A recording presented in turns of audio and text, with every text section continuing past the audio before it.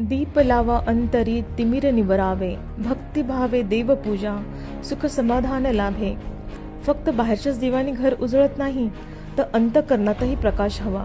भक्तिभावाने केलेली पूजा आणि सच्चा आनंदच खरी दिवाळी आहे.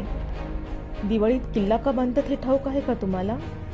ही परंपरा आपल्या महाराष्ट्रातल्या गड किल्ल्यांच्या अभिमानाशी जोडलेली आहे. दिवाळी सण आणि माझे एक अतूट नाते आहे.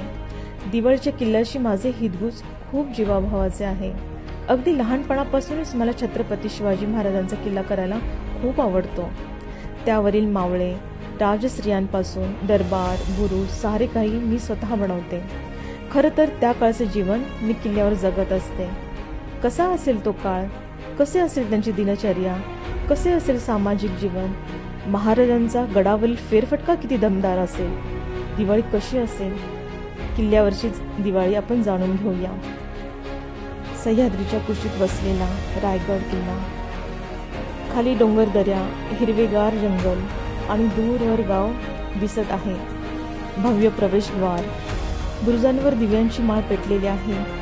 किल्ला असा उजळून निघालेला आहे की जणू सोन्याचा दीपस्तंभ असतो. तोफा दणाणल्या, छत्रपती शिवाजी महाराज की जय, जय जयकार सगळीकडे घुमतोय. तुम्हाला जाणवतो हा जय जयकार? राजमहालात फुलांची सजावट झाली. सगळीकडे तेजोमय दीप तेवत आहेत आणि आपले शिवाजी राजे स्वतः लक्ष्मीपूजन करत आहेत. आरतीचे स्वर वातावरण भारावून टाकतात. प्रजा सुखी आहे. गोडधोड जेवणाचा सुगंध दरवळतोय.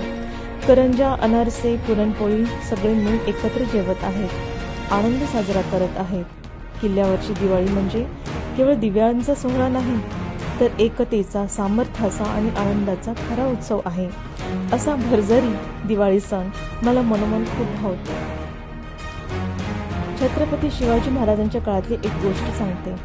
एका साध्या पण अद्भुत धैर्यवान आईची. नाव तिचं हिरकणी. रायगडावर दिवाळीचा उत्सव चालू होता. हिरकणी रोजप्रमाणे गडावर दूध घालायला गेली होती. काम संपलं तर ती घरी जाण्यास निघाली, पण तेव्हाच गडाचे दरवाजे बंद झाले. रात्र झाली होती. आकाश काळं, दरी खोल, वारा वेगाने वाहत होता. पण हिरकणीचं मन मात्र अस्वस्थ होतं, कारण तिचं लहान बाळ घरी एकटं रडत होतं. हिरकणीने ठरवलं, मी खाली उतरून बाळाला भेटणारच. अंधारात दगडाच्या कड्यावरून हाताने दरी उतरू लागली. साप, विंचू, काटे कुटे, जंगली जनावरे कशाचीही तमा न बाळगता दरी उतरली. जखमी झाली, रक्ताळली, पण थांबली नाही. आईचं प्रेम म्हणजे देवाचं सामर्थ्यच. जगात कोणतीच शक्ती आईच्या प्रेमाला थांबवू शकत नाही. जेव्हा शिवाजी महाराजांना ही गोष्ट कळाली, तेव्हा त्यांना खूप आश्चर्य वाटलं, खूप अभिमान वाटला. हिरकणीला त्यांनी चोळी बांगडी देऊन तिचा सन्मान केला. त्या जागी हिरकणी बुरुज बांधला.